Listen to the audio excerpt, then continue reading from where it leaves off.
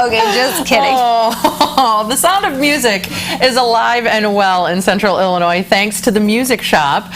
Did you know they work with more than 200 music programs? So that means hundreds of students are sharing their love for music with others. And joining us now, we have Chris Morris with the Music Shop. Great to have you back. Hi, Heather. Glad to be here. Hi, Sarah. Hi. Quite the variety here. So what have we got going on here today? Well, I always like to do a little show and tell, and we kind of went over the families of the instruments last time, so now we might go a little deeper into each family. Today we're talking about the brass, and an accessory that makes a great complement to the brass instruments are mutes.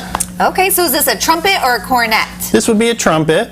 It's got a question. Yeah, well, you know, the cornet's very much like it. It's just got a little bit mellower of a tone. You pretty much play it the same way, though. I do not understand how you can play an instrument that only has 3 like buttons, you know? Right. You just got to blow real hard. Oh, okay, and you're going to actually do that for us. Yeah, I'll show you a couple of the differences here. Okay.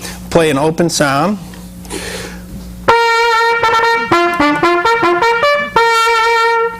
And then we'll put this is the straight mute, and we have straight mutes for all the brass instruments, and you can tell it'll change the sound quite a bit.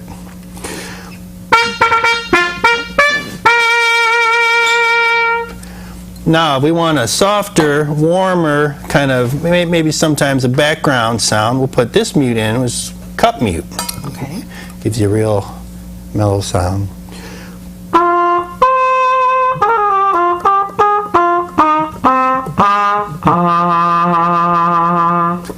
It really does change it up quite a bit. Yeah, it's amazing. You put it right in the end and it changes the whole sound. And now this one, some of you might like jazz. You'll be familiar with the sounds of the Harmon mute. Miles Davis played it all the time.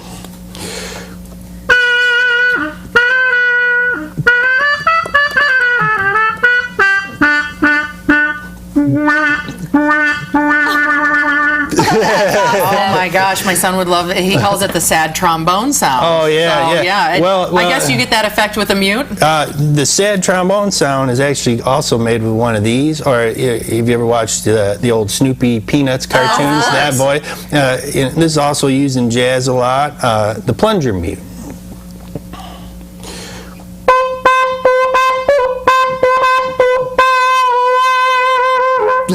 That is like awesome.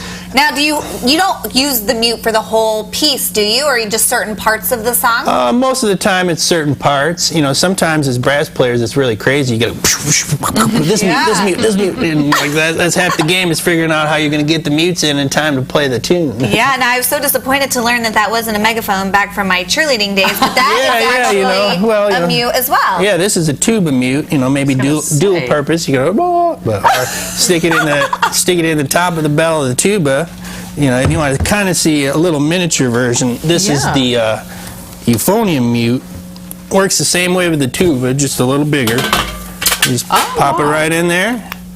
And you get that neat little sound that we're talking about. That is so cool. So now this must be a very busy time with you, school in full session going, and lessons must be going like crazy. Yeah, definitely. This is really the busiest time of the year. We just got all the kids their instruments, so we're excited about that. So now it's time to really get into the business of making the music, and you know they're getting started with their teachers at school. Oftentimes in the school classes, they work with the whole sections or the whole band. So the great thing about the lessons is it gives you some one-on-one time to really get the finer points of playing the instrument. Yeah, we're both wind instrument gals over here. Yes, I'm so disappointed to hear I missed out on the wind family. Yeah, if I would have known, I would have brought the woodwinds this time. But, well, with as many students as you work with, at what age in the school system do kids start taking band class? Yeah, oftentimes 5th grade, you know, 10, 11, 12, in that range is a good time to start them, and then you just go from there. And they can rent their instruments if they don't want to commit. Oh yeah, that's one of the biggest things we do. Is we have many different rental programs designed to match wherever the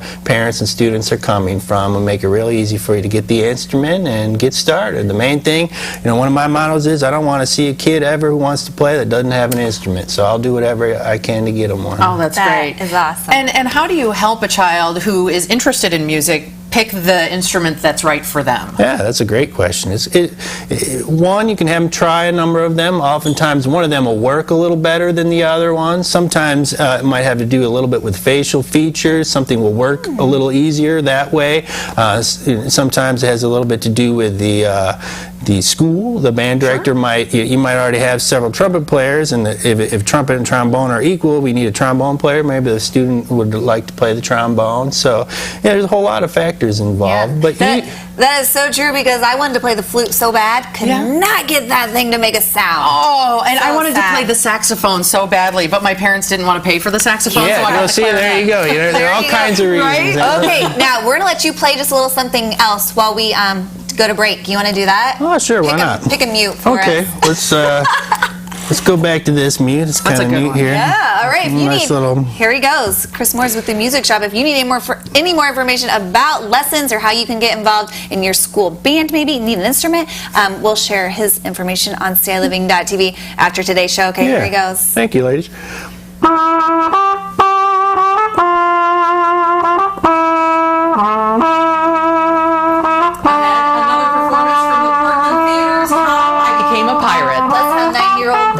Positive outlook on life is inspiring her friends and family. We'll be right back.